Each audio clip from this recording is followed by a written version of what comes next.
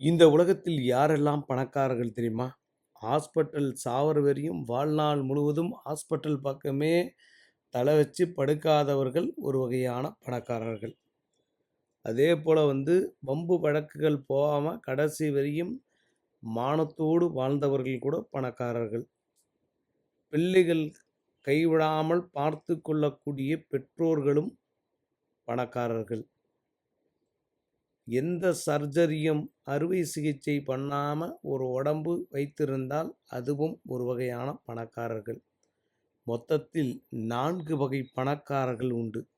இந்த 4 வகையில் நீங்கள் இருந்தீர்கள் என்றால் பல கோடி சம்பாதித்ததற்கு சமம் என்றே சொல்லப்படுகிறது. காரணம் என்ன? சாப்பிட்றதுக்கு முன்னாடி 10 மாத்திரை, சாப்பிட்டதுக்கப்புறம் 5 மாத்திரை, மாத்திரையோடு வாழக்கூடிய வாழ்க்கைக்கு மத்தியில் இதெல்லாம் இல்லாமல் இருந்தால் நீங்கள் தான் பணக்காரர்.